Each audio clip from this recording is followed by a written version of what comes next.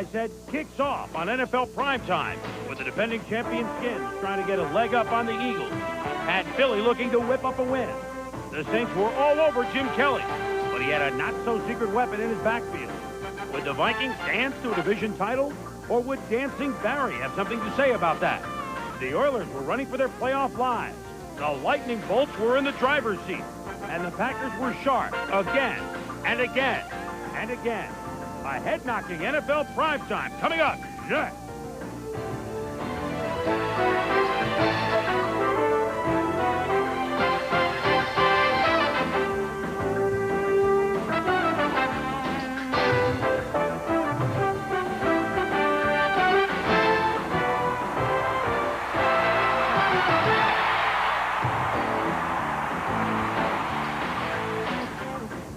Hello once again, everybody. I'm Chris Berman. Welcome to Week 16 of NFL Primetime. That playoff picture is starting to unhaze itself, but still lots of questions around.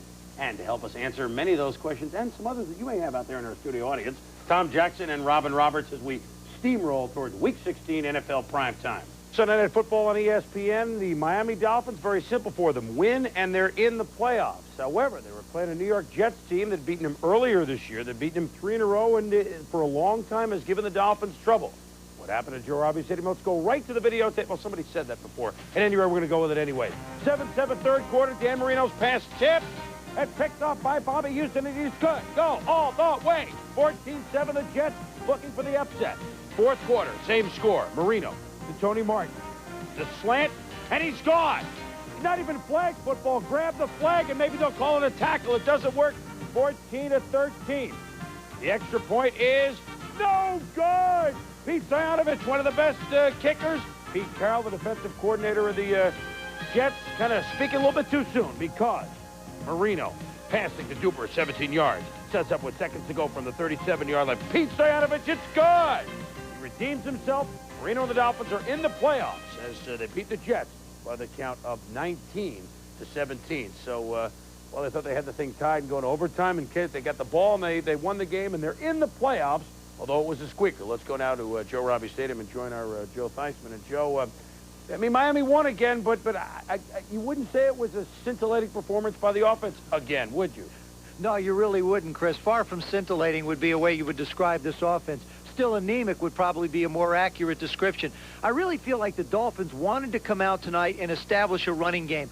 I don't think they wanted to be controlled at the line of scrimmage like the Jets have done to him in the past, but it takes Dan Marino out of his rhythm. The way the Dolphins are going to advance in the playoffs is going to be on the arm of Dan Marino and the legs of his wide receivers, and, of course, the addition of Keith Jackson.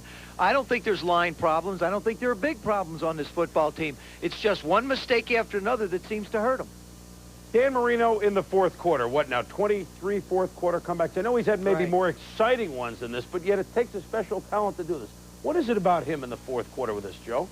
I think first of all, Dan Marino loves to throw the football. And when you get into a situation at the end of the game, that's where he has the most confidence in his ability, and that's where he feels like he can generate the most offense with the football in his hand. Of course, when you do it so many times and you throw for as many yards as Dan has, it becomes second nature. Of course, you see who he went to in a clutch situation. Went to Mark Duper, somebody he hadn't thrown to all night. It's just a question of making sure that he's familiar with the people that he wants to get the football to. The Dolphins will go as far as young Marco Coleman will carry him on his back, and Dan Marino will carry him with his arm. Hey, Joe, wish you and everybody, the whole crew, Mike, everybody, your families, Merry Christmas. Same to you, Chris, yours, and everybody, of course, back at home in Bristol. Okay. All right, Joe, have a good holiday, and we will see Joe and Mike and the gang next week in a game in the Astrodome where the Oilers know they're in the playoffs and maybe positioning, and the Buffalo Bills will need this game to secure home field advantage throughout the playoffs in the AFC. Speaking of getting it done, the Houston Oilers, are they back in the playoff hunt? What would happen to them, and what would happen to the Green Bay Packers? Could they keep on charging toward what they hope is their first playoff bid in 10 years? We'll be back. Tonight's analysis is brought to you by Acura Automobiles. Experience precision by Dollar Rent-A-Car and your local travel agent. And by Budweiser, the king of beers, who reminds you friends know when to say when. All right, back in NFL primetime. Oh, those Houston Oilers. They were at Cleveland today to play the Browns. just when you think you can trust them, they bag you. And then when you give up on the Oilers, they come through in flying colors. The Oilers, truly the NFL's Jekyll and Hyde team. In action today, fighting for their playoff lives. Cleveland alive to Warren Moon giving the signals on the sidelines. Didn't give this signal to Commander Cody Carlson. Picked up by Everson Walls. 52nd interception, second highest active player. So the Browns go to work. Ernie Kosar in the helm.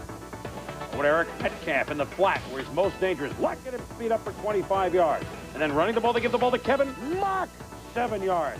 And then again, they give the ball to Kevin Mack. He goes for 6 yards. And when you give it to Kevin Mack, it sets up other things, Tommy. Yeah, you watch the play-action pass here by Kosar. Finds Ron Wolfley in the end zone for a 2-yard touchdown. Jack Party's Oilers down 7-0, 84 total yards in the first half. Pick it up third quarter, 7-3 now. And then it's Kevin Mack. But look at him go, break the tackle by number 31, Marcus Robertson. And it comes in, 37 yards out of the 25-yard line. 6 plays later.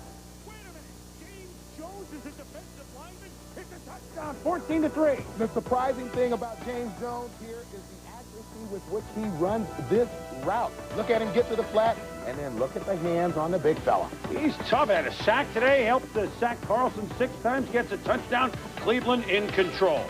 Still in the third quarter, though, no one was in control. Kosar to Metcalf. Oh, he bobbles it and picked off by Steve Jackson. 2 plays later. Stripped by Randy Hilliard as Carlson. Cleveland has the ball. Next play. Kosar picked up by Rick Paragraph. And the Browns are struggling. Browns defense, though, good. 4th and goal for the second and goal for the Oilers. No gain. 3rd and goal, incomplete to Webster Slaughter. Could they hold on 4th and goal? Incomplete. It looked like the Oilers season was over. 14-3. Cleveland takes over on downs. Under 5 minutes to go in the fourth quarter. Carlson to Curtis Duncan, 27 yards. Carlson to Haywood Jeffries, finding another one of his lost Planet Airmen. Then, Commander Cody to Curtis Duncan, touchdown. It's interesting, it's 14-10. Bill Belichick knows this one might be slipping away, but the dog pound is still fired up. Minute 20 to go in the fourth. Sacked by Clay Matthews. Warren Moon calling for the timeout. Matthews, the all-time leading Brown sack leader, passing Jerry Sherk. But the next play, the screen pass, but look at Mo White and the 7 dwarf. Grumpy can't get him. Dopey, sneezy, sleepy. He runs, can't stop. 62 yards down to the 11-yard line. Minute 3 to go. Ernest Gibbons from Louisville. Look at the move he makes. Oh, but he's down at the 2-yard line. Next play, Carlson to Ernest Gibbons from Louisville. Touchdown. 2 touchdowns in the last 3 minutes. The Oilers and Commander Cody, who has done this before, late. And the Houston Oilers beat the Cleveland Browns 17-14. The Browns eliminated. The Oilers at 9-6. The magic number, remember, in the AFC is 10. Big comeback by Houston. Meanwhile, talk about a team that hadn't been in the playoffs for a while. The Pack. Of the frozen tundra of Lambeau Field. 15 below wind chill. The Rams, doink, out. It was this sort of day for them in Green Bay. But the Rams lead at 7-0 early. The pitch to David Lang.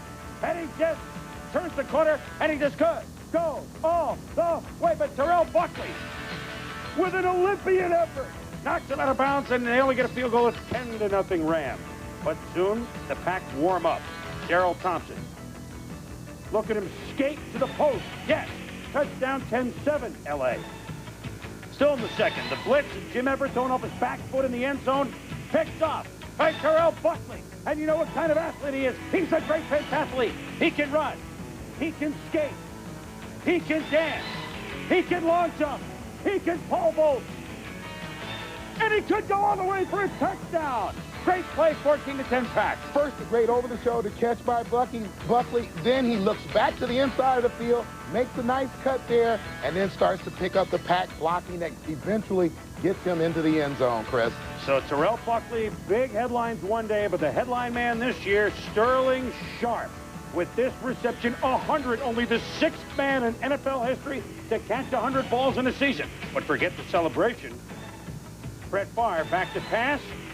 Scrambles, buys time.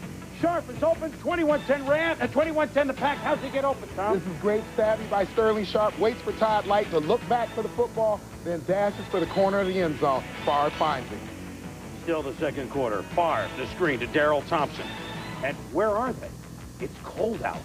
No one wants to tackle him at a big gainer for Darrell Thompson. Then Favre. Say you can't rocket the ball? Hey, they play in Green Bay. Zip.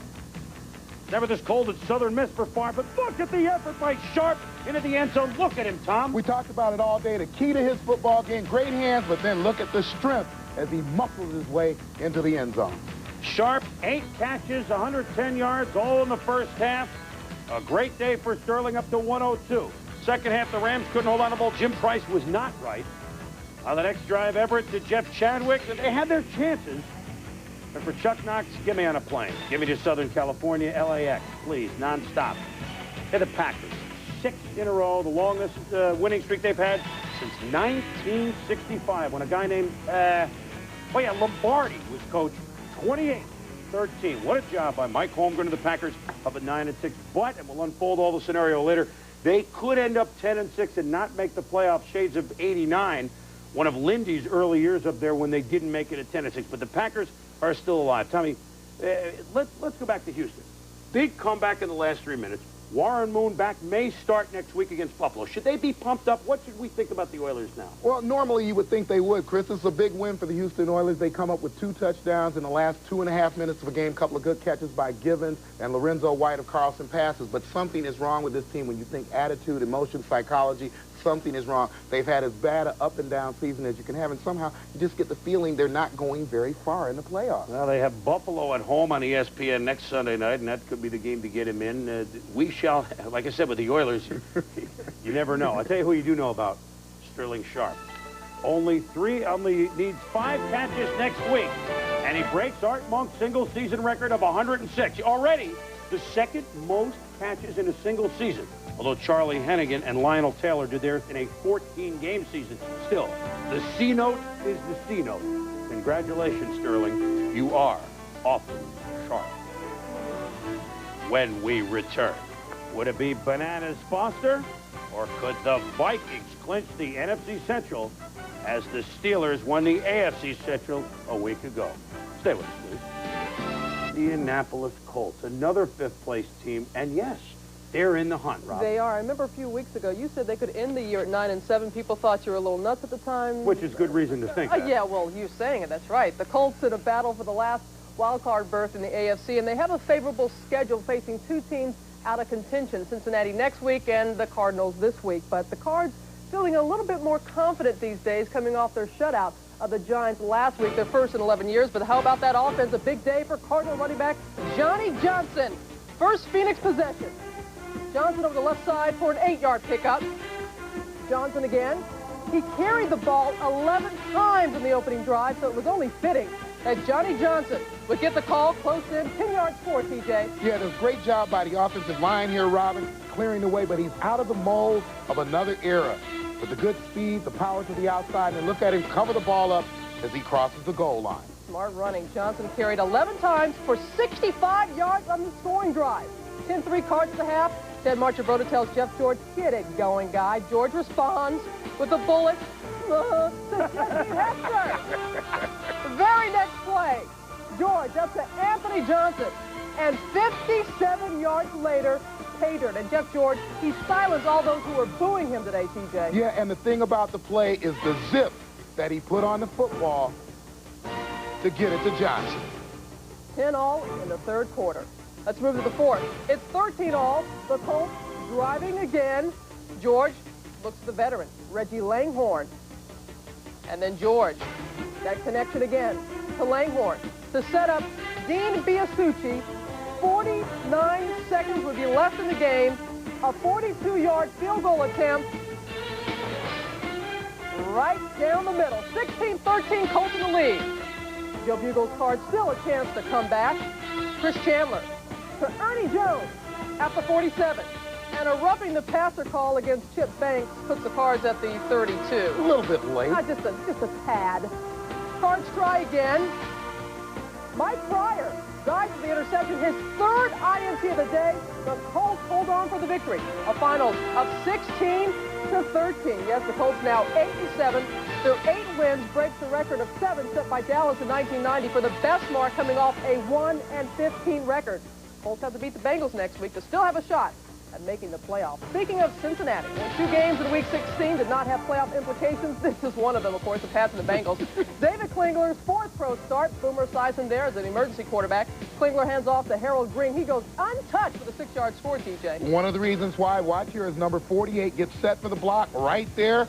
Craig Thompson and Harold can just walk in. 7-0 Bengals on the kickoff. Lee Johnson, perfect onside kick. Catches the Pats and napping. Ricky Milk-Stigl recovers. Klingler then hands off to Green. He flips the ball back to Klingler, who goes long. Now watch number 36. Jerome Henderson calls for interference on Tim McGee. That set up a 1-yard Derek Finner touchdown. 14-0 Bengals. The ensuing kickoff. John Vaughn, oh yeah, okay, fumble the ball, pick it up. Yeah. He runs past the pursuing defenders. Lee Johnson can't catch the tiring Vaughn. A 100-yard return, the 2nd longest kickoff return in Patriots history, putting the Bengals within 14-7. Go on with your bad self. Then in the 2nd quarter, Klingler running away from Dwayne Saab, but he gets the ball away, but Saab crunches Klingler. He leaves the game with a bruised hip, so in comes Donald Hollis. He hands off to Green. He gets 7 yards and goes over the 1,000-yard mark for the first time in his career. Second half, Green just keeps on rumbling. He finds the open hole. Then he stiff arms the defender, covering 53 yards. He carried the ball 31 times for a career-high 190 yards. The Bengals win 20-10. The Bengals snap their 5-game losing streak as they vault to 5-10 on the season.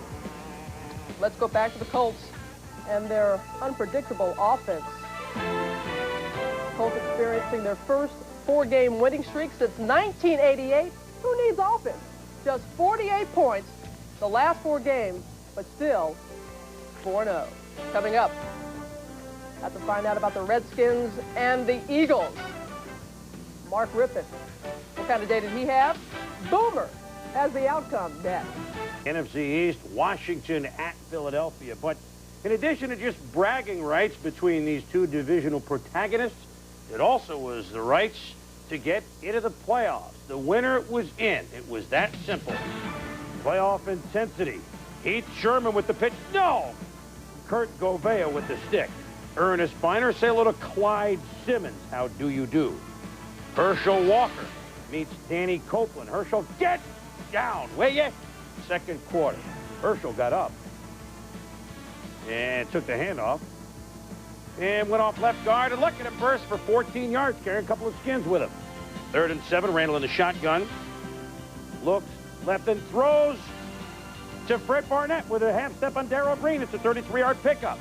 1st and 10, Randall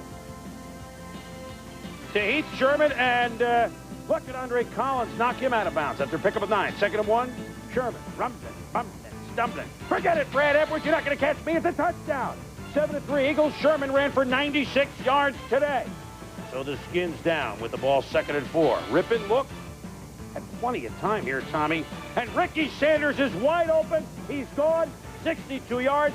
10-7 Skins. Yeah, Rippon initially here looking left for Gary Clark, and the main thing it did is pulls the safeties over. Everybody begins to slide. All of a sudden, Sanders now with the one-on-one coverage is able to get deep. A nice delivery of the football by Mark Rippon. Joe Gibbs' team saw Chip Lohmiller kick another field goal. 13-7 Skins at the half, and Wilbur continues his outstanding season. Redskins did a good job today of moving Wilbur Marshall around here at the top of the screen. Makes his way through the offensive line to bat down a pass. Then in the center of the line, now he's expecting to run.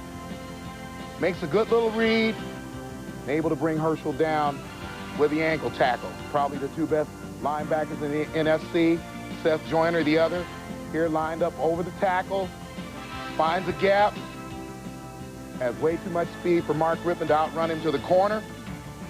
And then almost as a monster back, about 5-6 yards off the line, gets back into coverage, makes a nice read on Rippon's eyes, and gets the INT.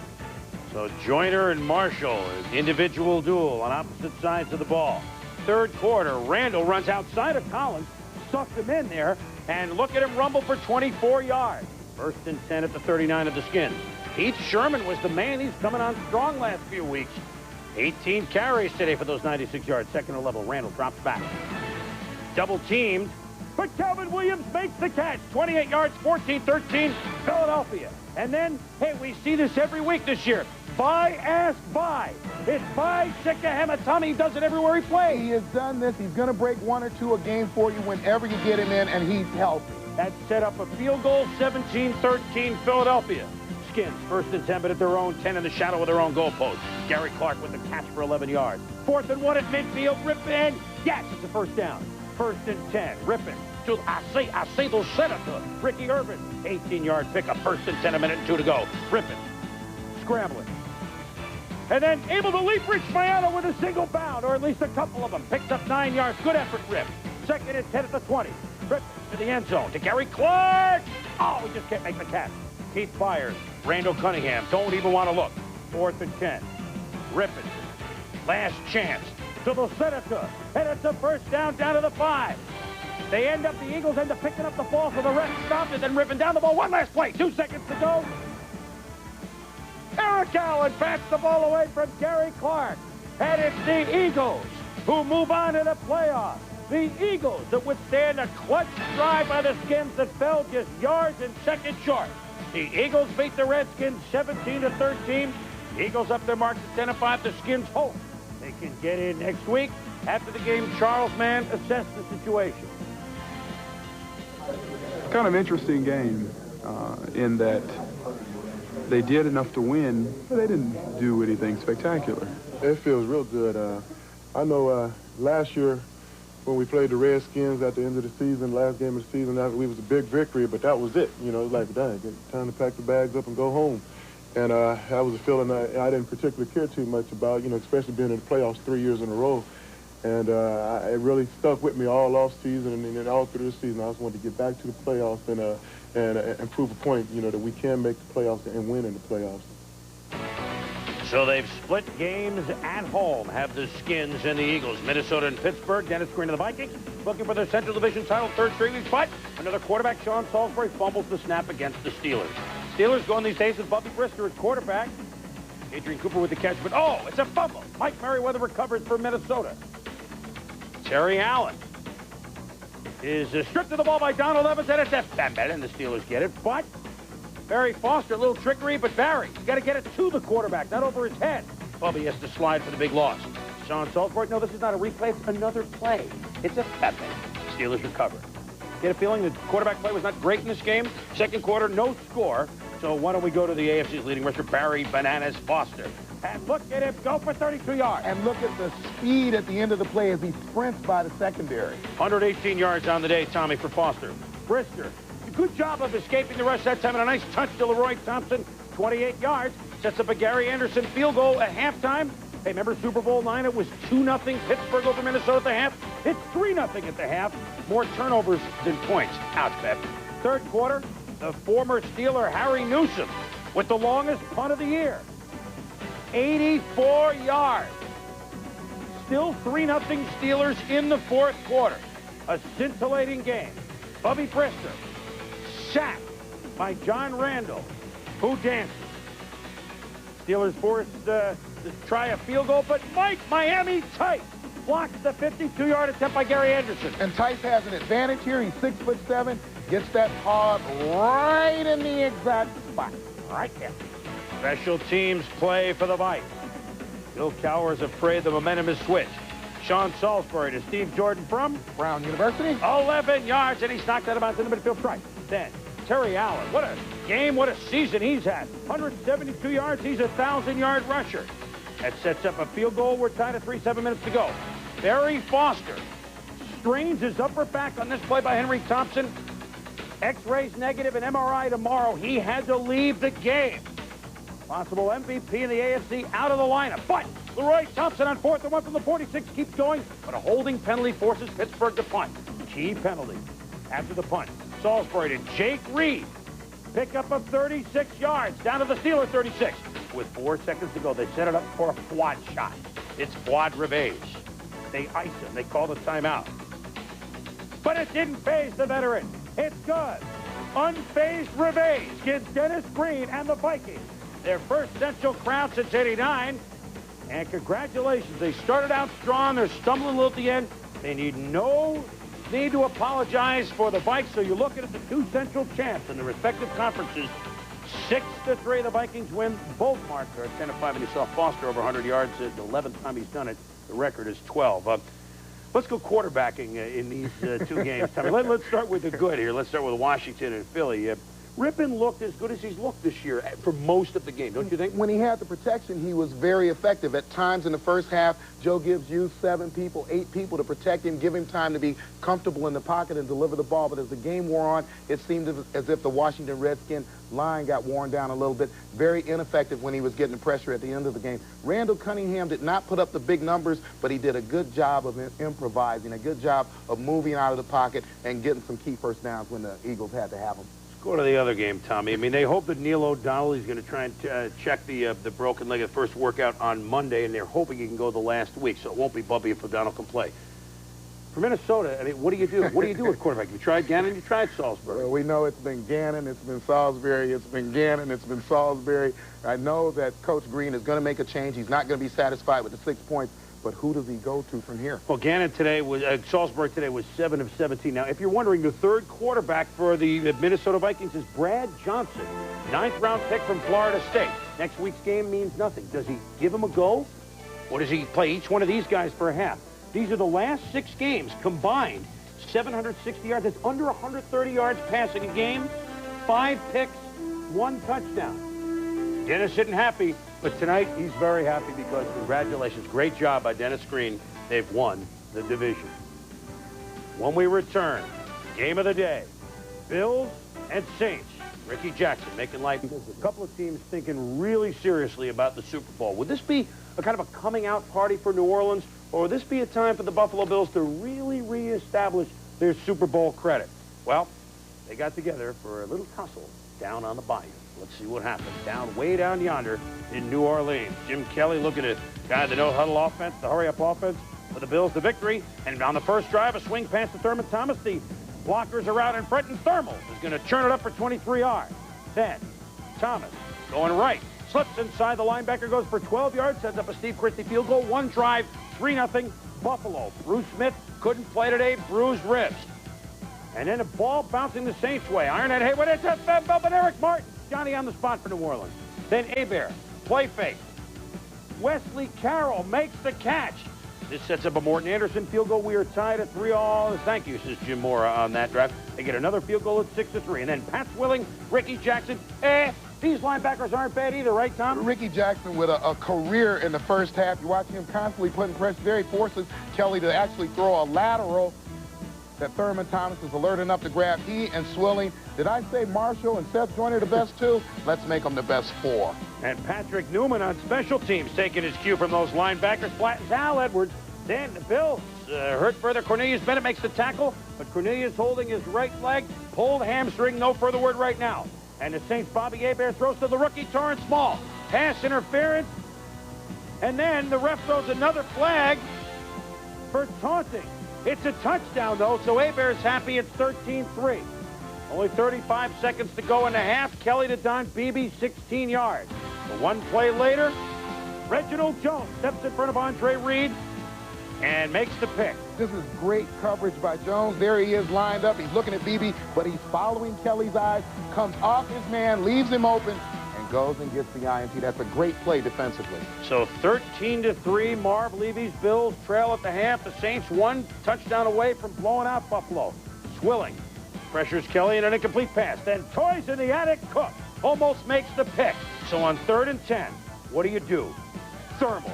Yeah, good idea. Zip. He's just through the middle linebackers. He's through the secondary. And Thurman Thomas turns for 44 yards. We talked about it this morning on game day. One of the ways to get at a team that has a tremendous pass rush is to draw, let the defense go by, and then blow a runner like Thurman Thomas through into the secondary. And then give it to Thermal again. He cuts back up the middle behind Kent Hall, the center. It's a touchdown. Thurman with 115 yards today. His 5th straight 100-yard game. It's 13-10 the Saints. And then the Bills defense stepping up. Jeff Wright with the stop of Vaughn Dunbar. Hebert looking deep. But Nate Odoms is there to corral the ball instead of what's in front of the Saints. Saints did have a field goal, make it 16-10, but Kelly rallies the Bills. The short pass to Thomas for 9. Kelly to Beebe for 8. Kelly to Lofton for 12 and a first down. But then here's that man again, Ricky Jackson, working against House Ballard. Ballard does the job, but Jackson swats it away. Kenneth Davis, spelling Thurman a little today, picks up 9. Davis had 8 carries for 26 yards. Davis stuffed on 3rd down. So what do you do?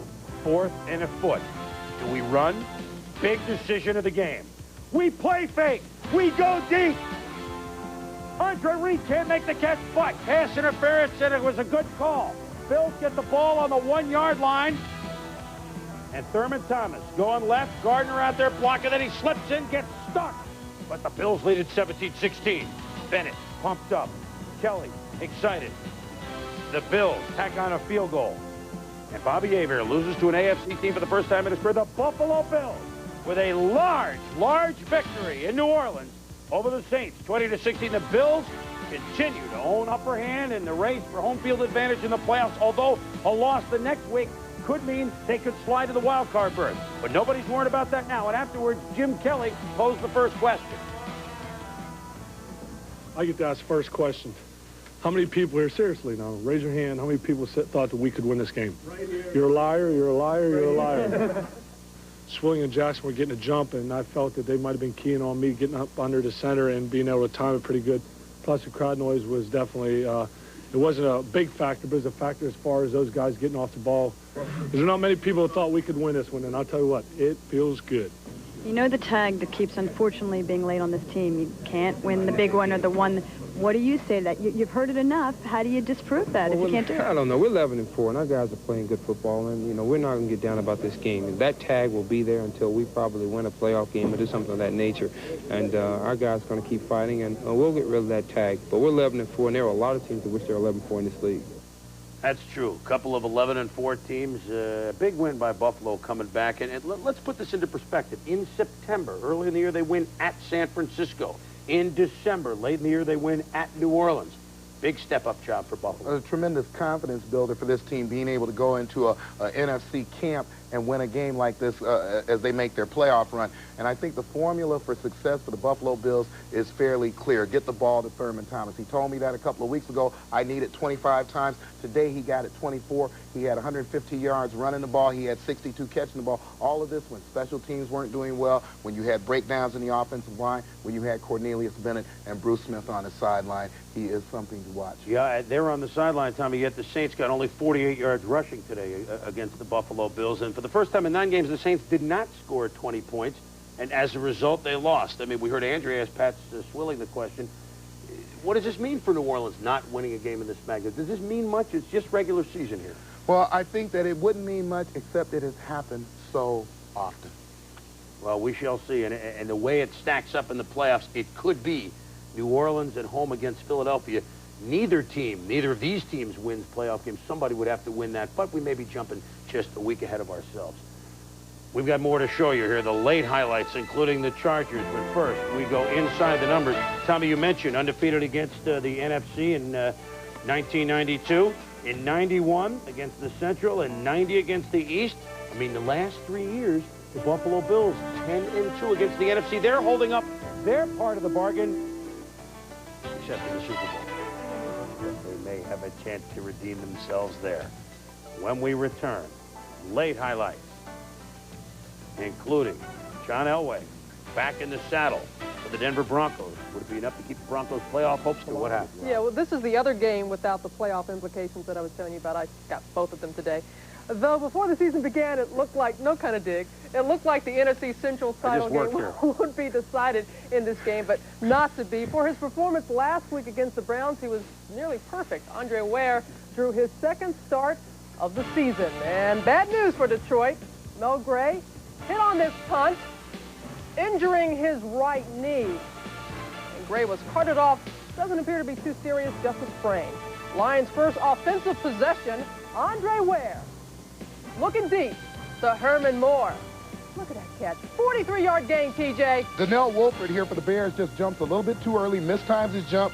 Herman's Moore with a height advantage, but great concentration to bring the ball down. Way to go, Herman. That led to a Jason Hansen field goal. Then Barry Sanders running left, a gain of 19. He carried the ball 20 times for 113 yards. Same drive, Where the screen to Brett Perriman. He gets some help, though, TJ. Look at the great block coming up right here by Barry Sanders. Yeah. He not only runs the ball. That's right, but he can run that ball. Now in the second quarter, Sanders scores from 6 yards out, putting the Lions up top 10-0. And Wayne Font saying, why didn't we do this all year long?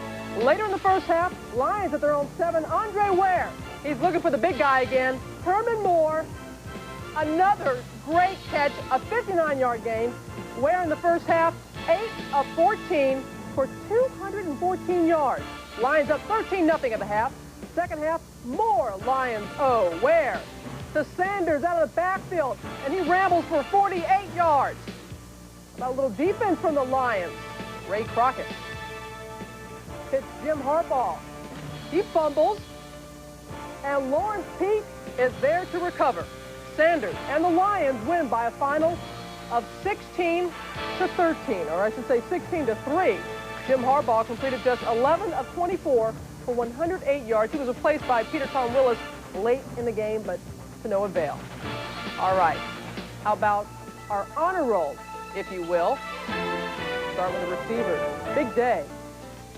Yeah, they were telling you about Sterling Sharp earlier. Ricky Sanders also, 114 yards in the Redskins' loss. Herman Moore, we saw 2 big receptions, 108 yards in the Lions' victory. Coming up, the Chargers and the Raiders. Junior Seau and the All-Stars. Oh, that's Chargers D. Worthy of a... San Diego Chargers and their defense center, Bill Arnsparger, need a new nickname like the No Name and the Killer Bees. We suggested Arnie's Army.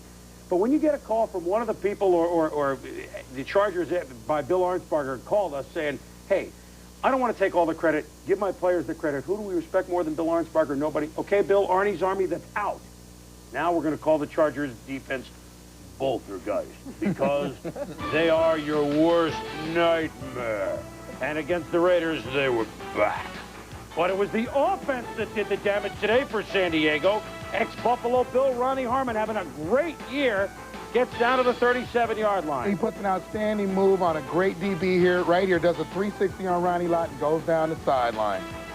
Raider defense was on the field in the first quarter, 13 minutes and 43 seconds. That's called a long time.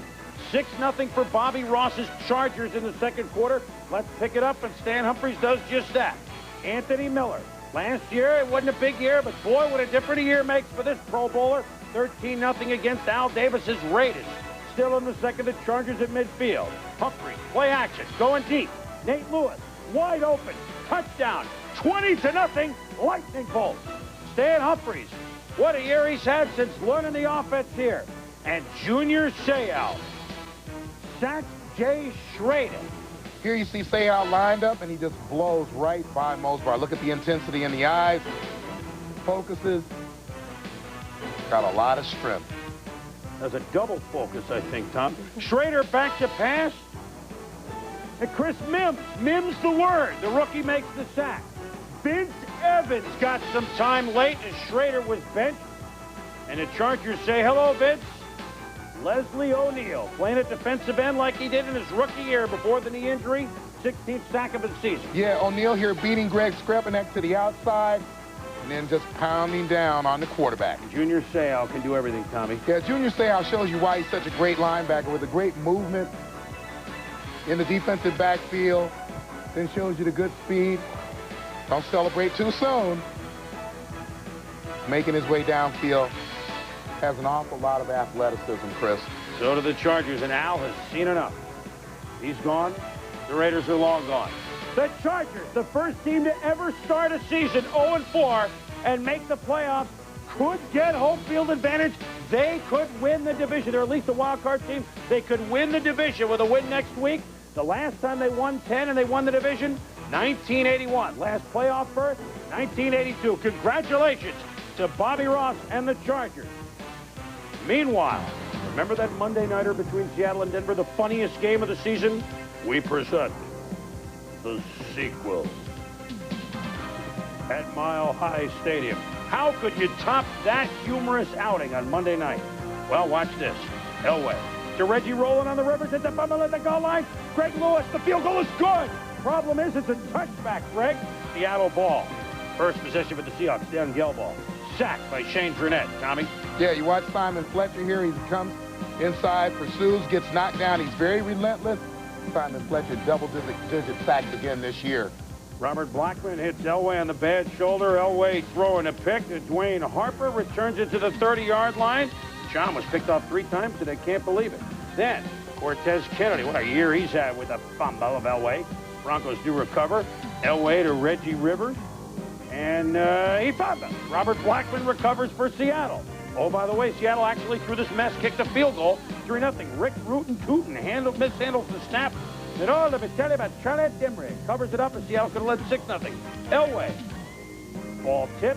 Joe raises a cane and makes the play. So let's try something else. Greg Lewis on the option pass. No. Still 3-0 in the second quarter. No. But Brian Davis called for pass interference. So Elway for Cedric Tillman.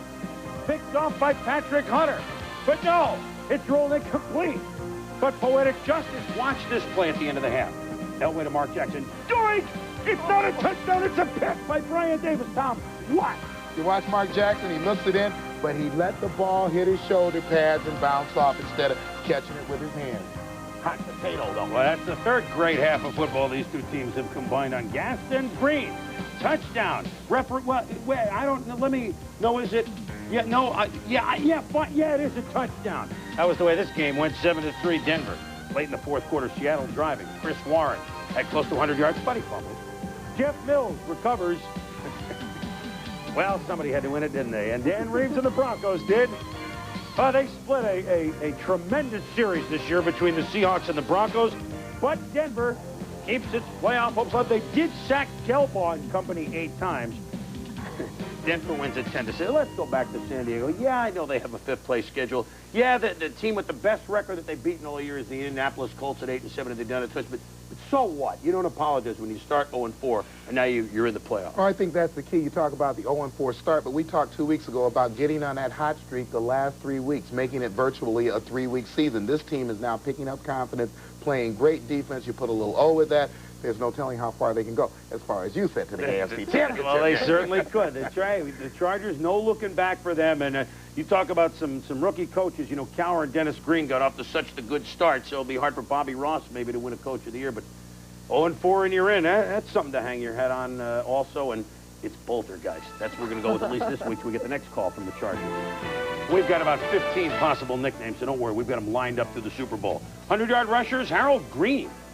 1,000 yards and then some. And Terry Allen, 1,000-yard back this season. Nice job. And Johnny Johnson for the Cards.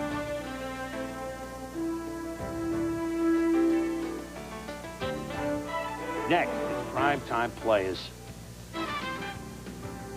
Griffin rolling, being chased, firing.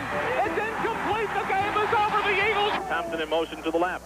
Back to pass is Favre, looking down the middle. He might run. He's at the 20. No, he throws to the back of the end zone. Caught by Sharp. Touchdown! Chandler, deep drop, rolling to the right. Ball tipped by Banks, and it's intercepted. Intercepted by Pryor. His 3rd in the game. And the Colts are going to keep their playoff hopes alive one more week. And look.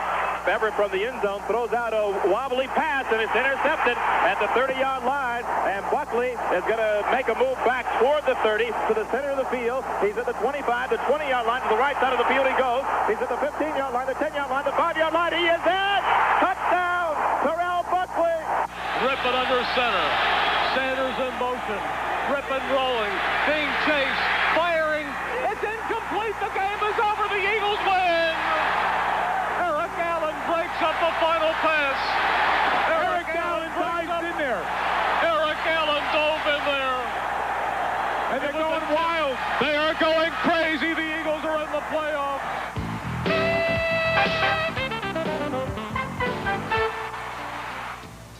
And it's a long shot, but they could be going crazy in Indy. Only one 300-yard passer today.